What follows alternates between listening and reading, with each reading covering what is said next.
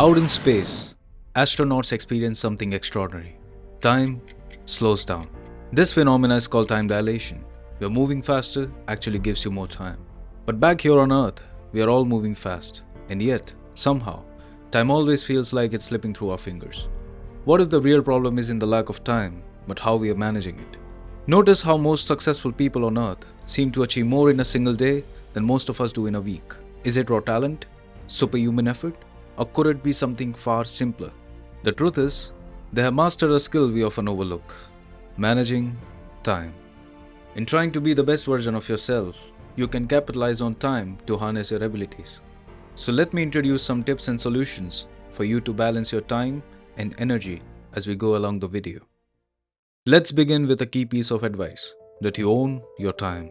The constant excuse of not being able to find the time to do anything is a straight-faced lie you tell yourself every day. You choose day in and day out how to use your time. If you choose to play video games and doom scroll social media, it is a choice. You choose not to work out or finish that pending task that has been haunting you for weeks. The constant excuse of not being able to find the time needs to be thrown out of the window. Recognizing this truth is a game changer. You are already moving closer to taking full control of your time. But awareness alone won't cut it. You need actionable strategies to make it happen. So what is it then? Listing? But is listing truly the most effective way?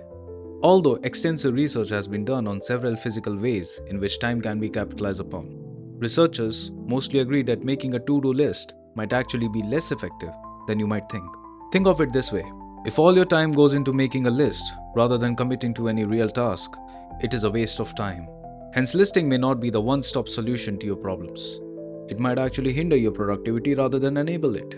So then, what could be the possible solution? First, start with prioritizing.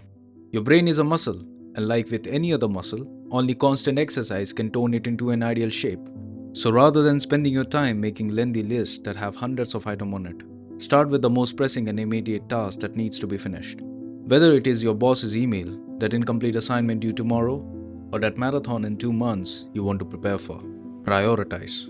Remember, you own your time. Time is in your control, not the other way around. You dictate the outcome of your day, so stop micromanaging and start prioritizing. Second, distractions are your enemy. It is tough to be productive, creative, and efficient when your mind is moving like a high-speed train. The inability to control overthinking is the biggest barrier between you and your laser-sharp focus. Added to this, the social media age means your phone is always popping up with notifications. There is always an Instagram reel that seems to be more entertaining than the task at hand.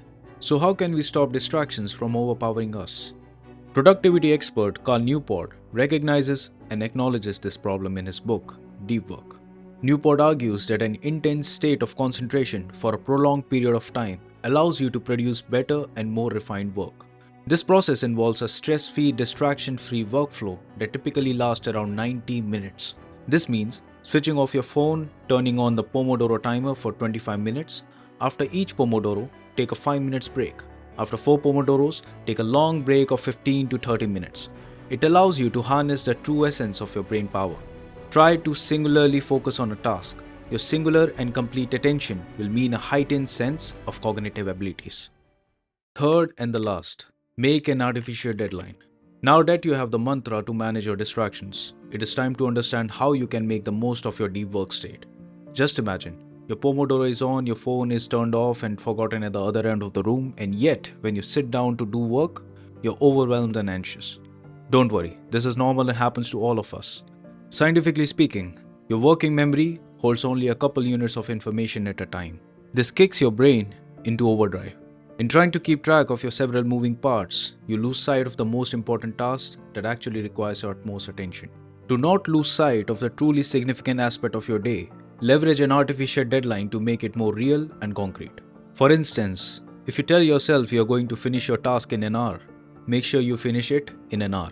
Reduce your cognitive load by setting a deadline for yourself. So these were the tips that will help you manage your time effectively without fail. But these tips and solutions only work if you're willing to commit. Mastering time opens the door to bigger and better opportunities. Time is everything. It's what separates a day lost to procrastination from the one you conquer your to-do list with ease. But managing your time effectively doesn't mean working non-stop. Giving yourself intentional breaks is just as crucial as tackling your tasks head on. So start small, stay consistent, and my friend, take charge of your time today and make every single second count.